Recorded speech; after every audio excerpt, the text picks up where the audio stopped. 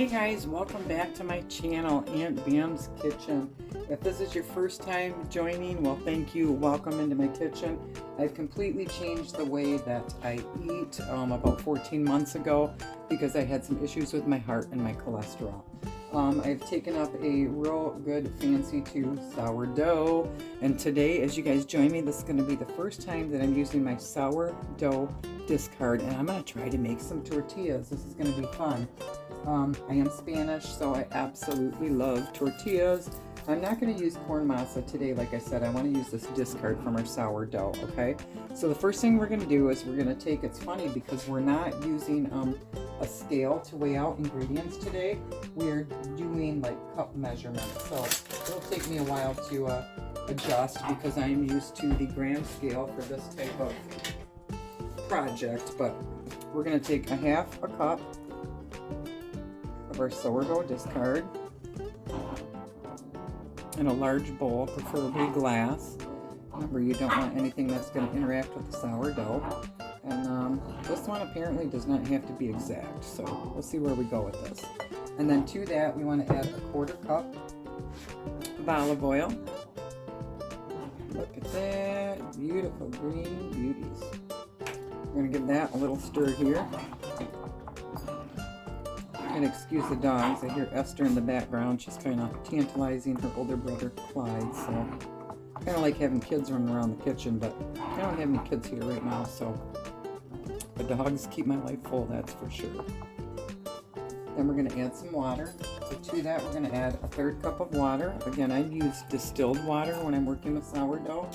It's not technically a requirement, I don't think, but that's just what I use because I have it on hand. So we're going to stir that in, give that a good mix, right? All right, how's it looking?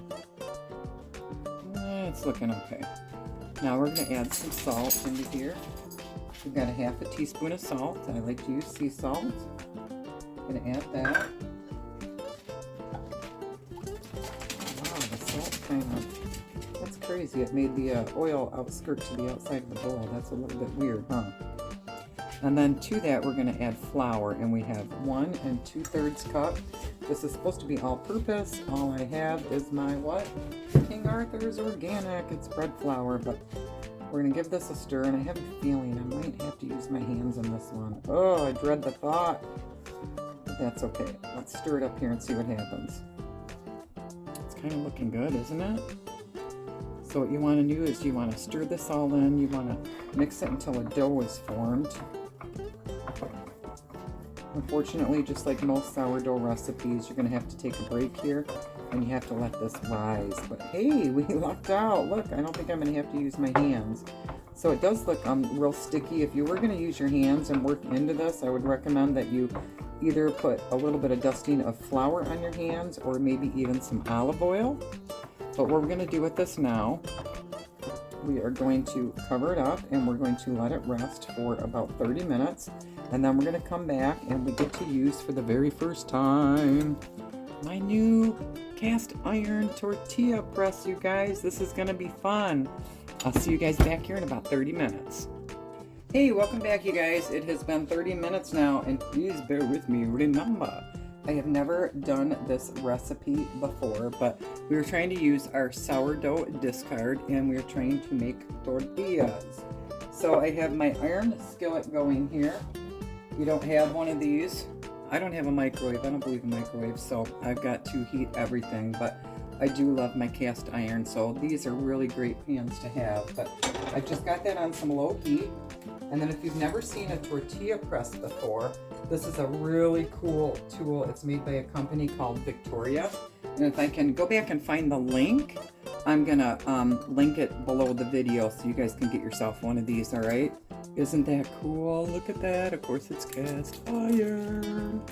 I have decided that I'm gonna try and line mine here with parchment paper so that my dough does not stick. Again, bear with me. I've not done this recipe before, but let's see what we got here. Oh, actually, it looks really sticky and wet, but it's pretty pliable, and yeah, I think it's going to work. Let's see. I don't know how big our balls have to be here, but we're going to try this. I don't think our pan's hot enough yet. And excuse my dishes. I I'm multitasking today. I am an adult woman with ADHD, and believe me, I get projects going. But they all get finished, so I might be a little bit different than the rest. So we're going to take this, can you see that? We're going to put the ball on there, and then I've got my parchment paper. We're going to take this cool press. We're going to go like this. And ooh, fun. It's almost like Play-Doh when you were a kid. Going to give it a squeeze. Oh my Lord, this thing is gorgeous. Oh, and the parchment paper worked great, you guys. Look at that. Look at that. Now, I am choosing not to put any oil on my skillet, so we'll have to see how this works, okay? Let's see. Uh-oh, looks like a disaster waiting to happen. Oh, hey, it kind of worked. It kind of worked. I can tell by the sound of me dropping this on the skillet, it's not hot enough, so I'm going to turn it up to about medium. In the meantime, let's do our reading. It's called The Blessing of Giving. Have you ever noticed that the more skilled you are at something, the more you enjoy it? For example, when an orchestra plays a masterpiece, an accomplished musician will likely derive greater pleasure from listening than would a person with an untrained ear. That's so true, isn't it? You ever watch The Voice or those shows, right? The trained ear can pick out who's going to be in the finals, right? God has many reasons for us to give. First, returning a portion of our wealth to the Lord acknowledges that everything actually belongs to Him. Second, God tells us to give. He has given to us. And third, contributing to a cause or helping another person is in the kingdom's work, which brings what? Deep joy. I love giving back in my community. Oh, this is starting to cook. So my dad, it's so funny, when he flips tortillas, he's got something with his thumb, and when he shakes, it snaps. It's so funny. I can't do it. Anyways, we're going to give that a quick turn here.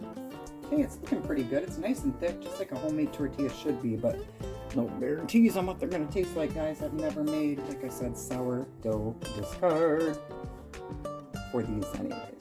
Okay.